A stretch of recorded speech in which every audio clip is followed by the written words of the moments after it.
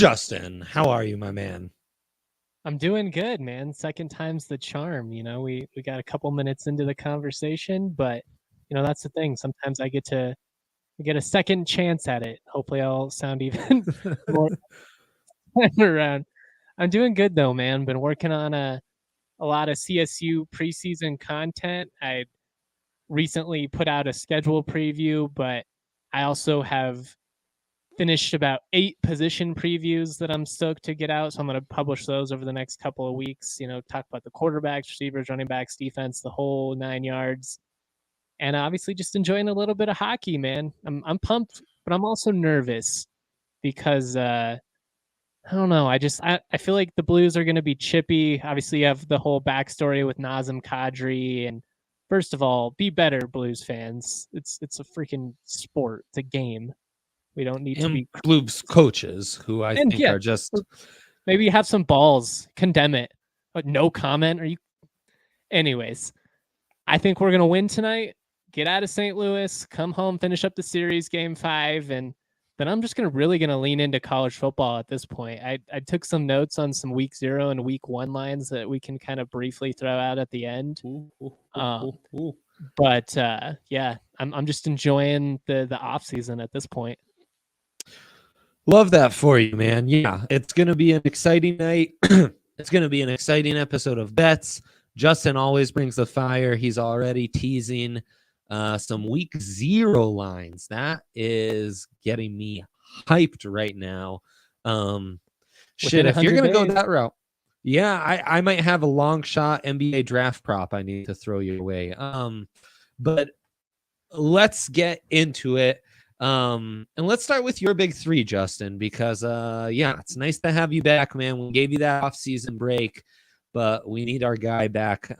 Few people know their Denver sports all around, as well as Justin, are kind of tapped in to everything that's going on around the scope. So let's start with your big 3. I know you didn't just go full-blown Avs like I did. So talk me through it. What you got on the card? No Avs, in fact. Well, I did design. I have a same game parlay that I designed for you for the Avs that we can talk about as well. But for my big 3, I'm going with Jason Tatum over 38.5 combined points, rebounds, and assists. You can get that at minus 130. He's coming off of a game in which he only had 20, but before that it was like 38, 49, high 30s. Miami, Jimmy Butler's injury situation, it makes me nervous. I am tempted to tease them to cover the line a little bit just because I think it's swung too dramatically the other way. Yeah. They are missing Tyler Hero, but to me, it's more about Butler. If Butler can go, it'll be a close game. I think Tatum's going to take over, though, in this one. They're down 2-1 in the series. It's at the Garden. He's been one of the top 10 players in the NBA this year. Really explosive, really come into his own. I think tonight he's just going to light it up. And like I said, more times than not, he's going to hit the over here. For the other one, I'm going to go Bam Adebayo over 17.5 points. You get that at plus 100. The reason I like that, no Tyler Hero, and Jimmy Butler is going to be hobbled. So, somebody's got to make up that production. He is coming off of a monster game. 18 points feels really doable. I know Boston's defense is phenomenal, but somebody's got to score for Miami. And, unless it's going to be Duncan Robinson, who just doesn't seem to play after getting paid $90 million or whatever it was. Yeah. I'm going to lean on Bam. He's my guy. And then finally, we're going with the Rockies. CJ Cron over 1.5 total bases. You can get that at plus 120. This Pittsburgh game is weird. You have two just frankly bad teams, but I like the lefty-righty matchup. You're going up against a pitcher who tends to kind of be all glory or just kind of gets shelled. It's a guy who's either going to strike out 10 or is going to give up 6. And I like CJ Cron to get a couple of bases, whether that's either via walk or, doubles. We'll kind of see. Strong power hitter. I like the Rockies in this one, though, by the way. And I would take the parlay with the money line with the over run total at 6.5. You can get it at plus 320 or something like that. A colder over. My guys in the Crone zone. Love to see that. I really like your thinking with those two Tatum and Bam props. Yeah, I wasn't thinking that Tatum even as them being heavy favorites, it really is like back against the wall. You can't screw this up. You cannot go down. You have to 3-1. win tonight. If you go down 3-1, the series is over. So like if you can't beat Miami with a hobbled Jimmy Butler on your own home floor, and they're missing Tyler Hero, probably their third best player. Yeah. I mean, this is a must win for Boston. And I trust that team. I think they're well coached. I think they play hard. And ultimately, I believe in Tatum. 38.5 is steep, but it's really like him and Jaylen Brown, like kind of doing everything for them offensively, other than that weird fluky game by Al Horford. But his legs are done, so I'm all in on Tatum in this one. Well, and Horford being hobbled is why I like the Bam and pick. That too, and I mean, Miami just has to go like full blown, just like let it fly from 3 and then bust it inside to Bam, where he's, hopefully he's going to get a lot of space down low because they're just stretching you out with the other 4 guys on the court. With you having such well thought out picks, is there anyone you're leaning on in the futures? Because this NBA playoffs has been one of the toughest. Now, we finally have more of a stronger favorite with the Warriors and how well they've played against the Mavs at -155, but still feels very up in the air. I have a hard time seeing Golden State lose at this point if they play the way that they've played these last 2 games. But I also think I think this is a bad matchup for Dallas. And so I do wonder, like, they really just can't go toe-to-toe with them. Like, Denver should have won game 3. They did win game 4. By the end of that series, I feel like despite being outmanned, you had seen the Nuggets kind of figure out how to deal with the Warriors. The Mavs haven't really done that. I worry a little bit that I'm getting too hyped in the Warriors based on this matchup, whereas like you face a gritty Boston or Miami team and the playoffs, and all of a sudden everything changes. I'm probably going to back whoever wins this Miami or Boston series right now. I think Boston's the more talented team. So I think I barely lean with the Celtics. I just hate supporting a Boston team. Like it feels, I do too. It goes against everything I believe in as far as a sports fan. I do think they are the smart play though, just given that they are down 2-1 in this series. I'm trying to pull up what the odds are here, but you could get it at plus 310. Like if they win tonight, that's probably going to drop to what, like plus 250, plus 225. So I like Boston at plus 310. I like that. I like the sound of that. Also, Golden State feels very brittle. Like it all looks good now, but you are like one of the big 3, big 4, let's include Wiggins in that too. You are one of those guys, like one bad landing on a rebound where your ankle twists a little. You are one of those away from like, okay, now it's going to get a little tricky, especially against much deeper teams out east like Miami and Boston. And they're going to play much more physical with you. Boston has the athletes and the length to come contest you at the 3-point line because they're not worried about you driving on them, especially nowadays. Like Clay, like Clay can barely move out there, and Steph's been up and down. Like Draymond's looked a little bit hesitant to shoot at times. As good as the Warriors are, like, and I feel like this series has been a great indication of the depth that they have. Yeah. When I watch them, I don't feel like I'm watching the 2016 Warriors where I'm just like, oh my God, what do you do with this team? You know what I mean? They are beatable. I just think Dallas doesn't have they're too isocentric. If Luka's not going to score 45 for them and they're not hitting a bunch of threes, then they're screwed. So like, it's just a bad matchup. Their top gear is basically the same formula as the Warriors' top gear, and they just don't have that gear. Yeah, like their hot from 3 is just not as hot as the Warriors' hot from 3. Like, what can you do?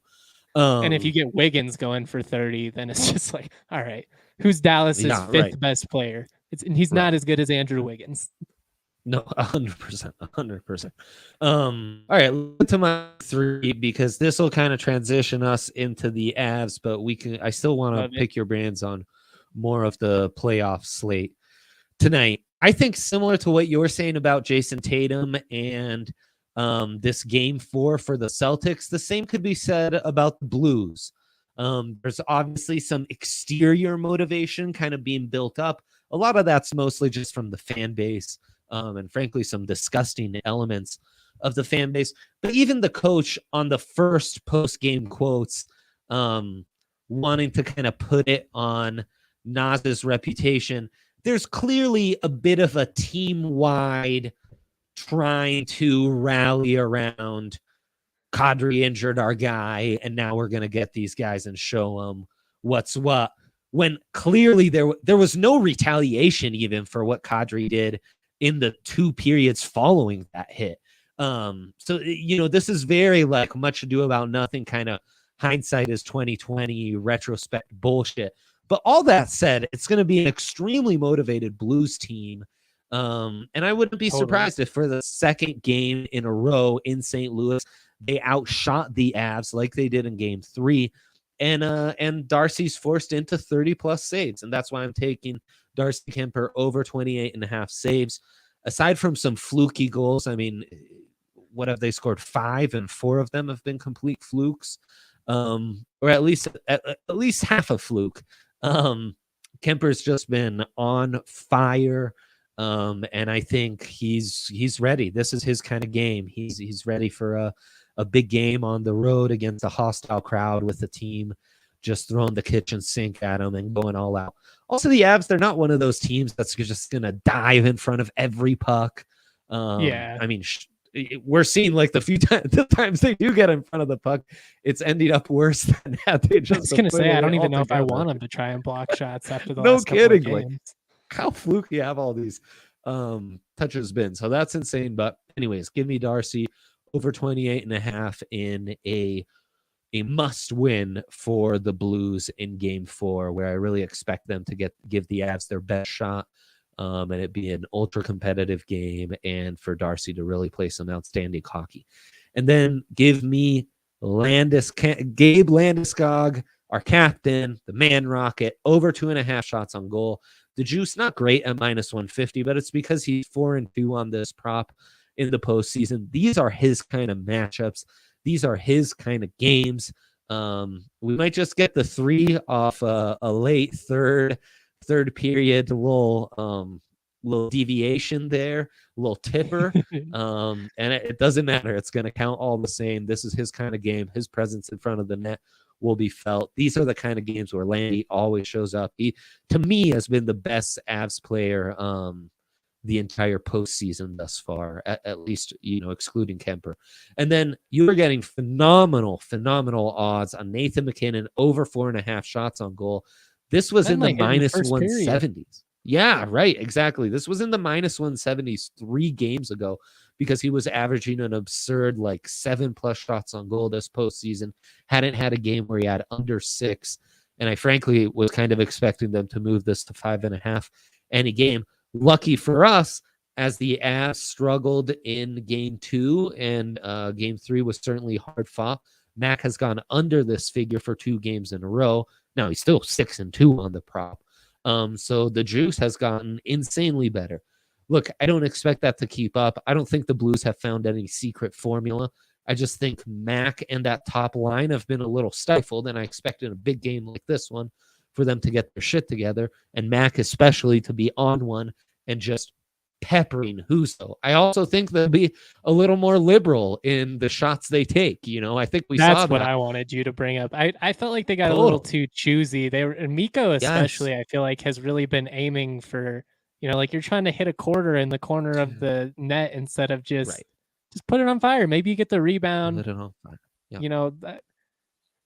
The counter is sometimes I think if you fire a bunch of just easy shots, you can kind of give the goalie a false sense of confidence, and that could be big. With it's not Binnington. It's somebody else. You don't want him to be feeling himself. Then all of a sudden you get one of those fluky performances. But at some point, I'm just kind of like, take the shot. I mean, you can't score if you don't shoot. So put it on net.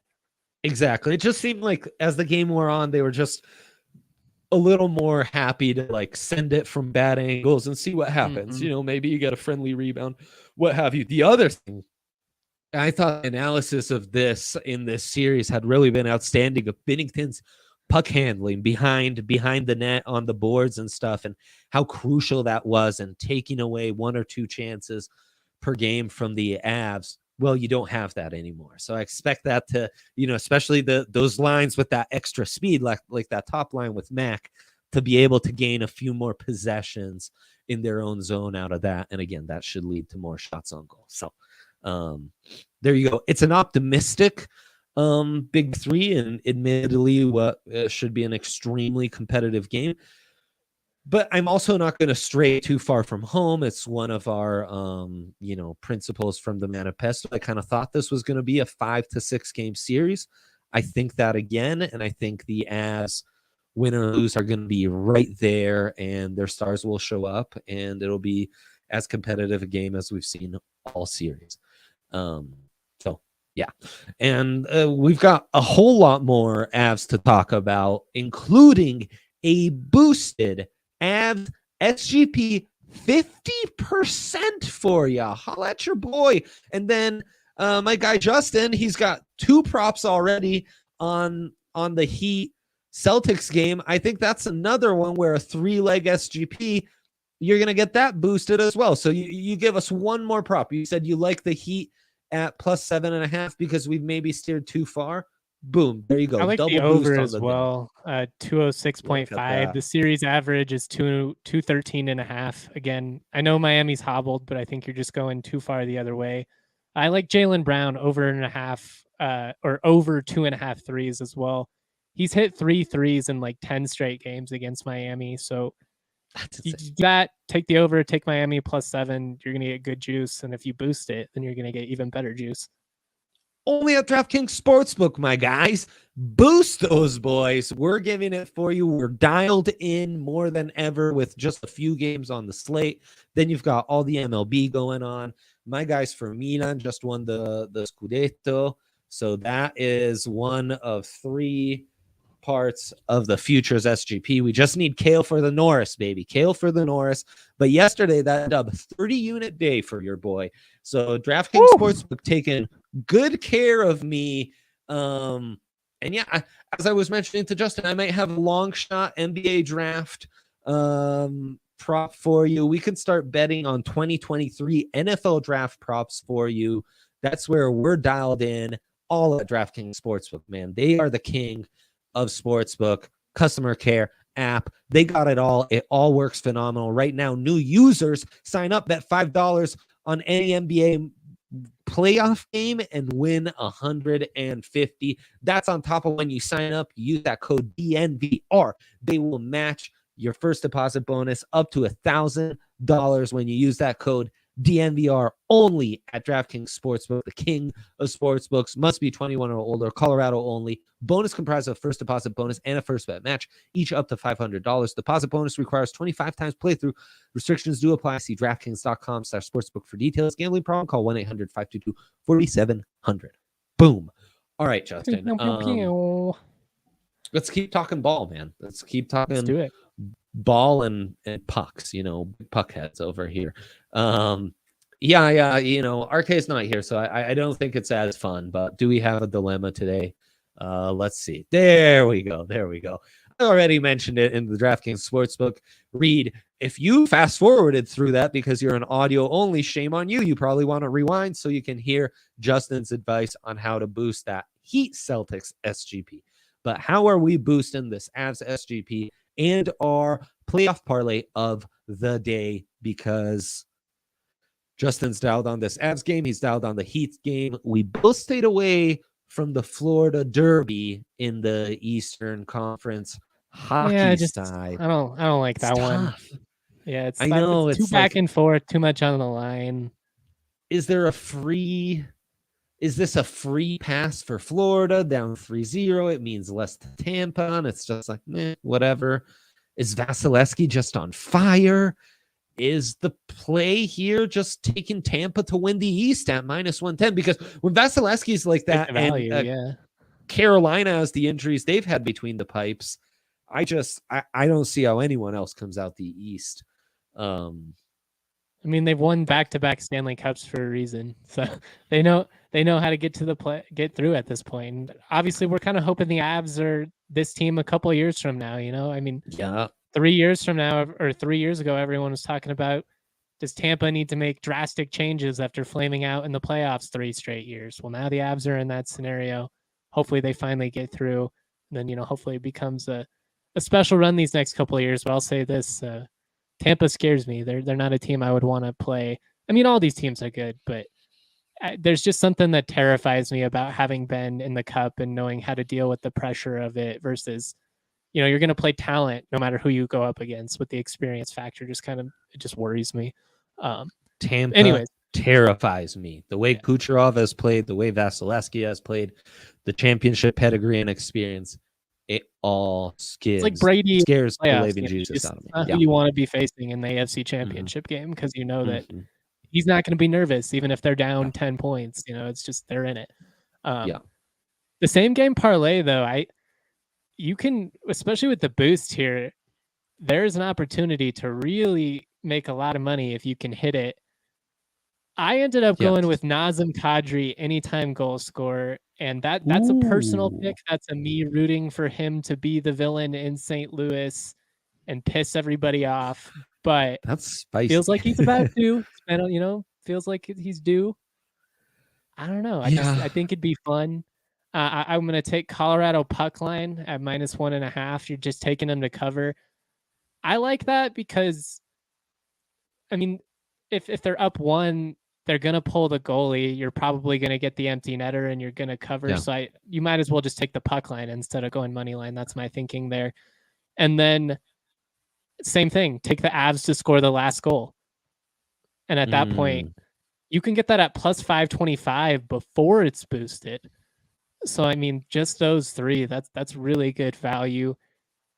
You're banking on Kadri to score, and anytime you pick a goal scorer in a same game parlay, it's tough because it's such a shit show. You're throwing darts at the wall at that point. But I really like the puck line. I really like the Avs to score the last goal because I'm assuming they're up. I'm assuming they're scoring an empty netter at that point. And if I'm going to back anyone to score, McKinnon, Makar, Landy, you can't really go wrong with any of those. Yeah, I went with Kadri just because of the storyline. It's fun, and if he hits this tonight, I am going to lose it. The juice for someone who's coming off his best playoff game. He was awesome in that game 3. This postseason, maybe as a Colorado Avalanche. And I do think that to a lot of extent the Blues retaliation is kind of like, as I said, I mean, there were 2 periods of hockey that have been played post that crash. Like, I don't think they like Kadri, but I think most of the people on that bench recognize that it was just a bang bang play. They're like, because it's Kadri, they're like, oh, this asshole, you know what I mean? But like you said, they had 2 full periods. I feel like if they really felt like he made on a run on him, you had 2 periods to fight him. Nothing happened for it. The game wasn't even like particularly chippy or anything like that. I'm not that worried about it. Right, absolutely. And I mean, that's the other point is like, it's if they're too emotional and they get a couple early penalties, I mean, it's over, man. Like, the only reason they've even stuck in these early games is they've gotten that early goal that's really flipped the game and forced the Avs to kind of go chase it and allowed the Blues to kind of sit back a little, play those fluky plays they have and what have you. Okay, my only qualm is picking a goal scorer. It's just one of those, like, it's a big one. Like the NFL, if you're doing a touchdown scorer in your same game parlay, you're probably going to be up for disappointment more times than not, and that's just being realistic. Yeah, and with a 3-legger to get it, especially over +500, it's kind of the route you need to go. Exactly. It's just you're going for the big payday there at that point, and throw $5 down on it. Maybe you get dinner this weekend out of it. Yeah. Who knows? But it's a 3-legger. It's an aggressive 3-legger. I like it. What's gotten the Avs SGPs lately is Avs to score first. So like that, we're reversing it as Avs to score last, and it's kind of I almost correlated went with the puck Avs to line. score first, but then I was thinking about the last couple of games. I was like, I feel like St. Louis, they're going to be aggressive. It wouldn't shock me if they scored one early. And I hate having your same game parlay get killed. Like if St. Louis scores 2 minutes into the game, it's like, all right, well, that was fun. Yeah, it's brutal. It really sucks. Let's build this playoff parlay of the day. It's the 3 games. So you'd go Avs puck line on me? Yes. Lightning, Panthers. Sounds like you're leaning Lightning money line. Yeah, at this point, they've been so overwhelming. Like Florida's a talented team, and it wouldn't shock me if they still win here, but it feels like Tampa has this one pretty firmly in grasp at this point. And we got a tip from our guy in the comments. I forget, Thundergun. Yeah. About how apparently the Panthers were out all night at the strip club. So maybe that's a little advantage. And then no surrender. Yeah, for real. And then are we going spread plus 7.5? Go with the over. I like the Heat to cover. 7.5 it's juicy enough. If it was even 5.5, I would be a little bit more hesitant because I do think Boston wins this game at home. I think Miami keeps it around. Yeah. I do think the over hits. The only thing that worries me is Boston is good enough defensively, and with Miami's injury situation, I do see a scenario where they could win for sure. Big. Boston could. You could get screwed on the spread too there. I don't know. As long as it's competitive, I think the over is gonna hit. But let's just go with Miami. I'm talking myself back and forth in this. I like the Heat line better just because they're playing with house money.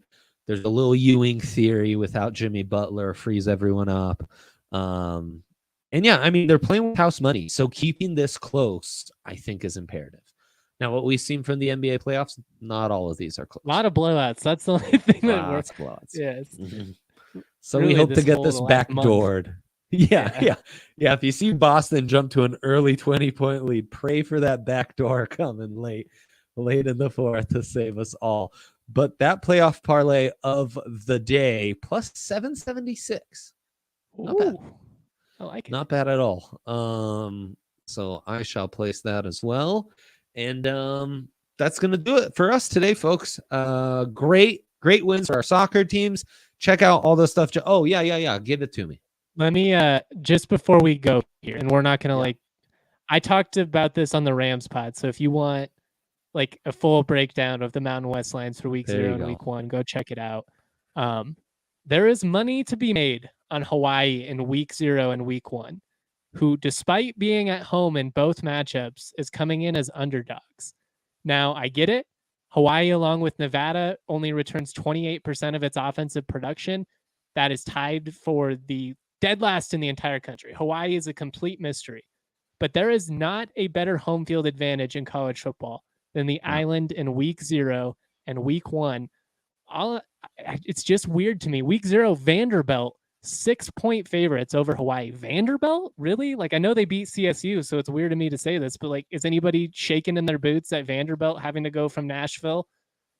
Week 1, they host Western Kentucky, 11-point underdogs. Now, Western Kentucky, they can sling the rock, but they got to replace Bailey Zappi. They lose some production at receiver. They're going all the way across. But 11-point dogs at home, 11. I empty the bank account on it because Hawaii is going to cover that week 1. And I feel confidently saying that 100 days out, not knowing who's going to start at quarterback. I believe in Timmy Chang. The vibes are so much better. They have the right man running that program. It's kind of like the CSU situation where you get rid of Adazio. The vibes could not be any better at Hawaii right now than how much worse they were last year. Make some money on Hawaii. It's just weird to me because Nevada is favored in week 0 and week 1. They don't return anyone either. They're playing worse teams, but Nevada's a 15-point favorite in week 0 at New Mexico State. Why? Yeah, that is crazy. Huh. Well, anyways, we know, the island is tough to travel to. Yeah. Yeah, and Vandy, let's not forget, CSU was favored in that game, right? Yes. That's what I thought. Man, that's a lot to think about. He's Justin Michael. He always brings the fire. My man, thank you. Check out all his stuff. DNVR Rams, all that great stuff. Big week for Yaya and I. Pids, Milan both win. Go Avs. We'll be back tomorrow. Best of luck on all those bets.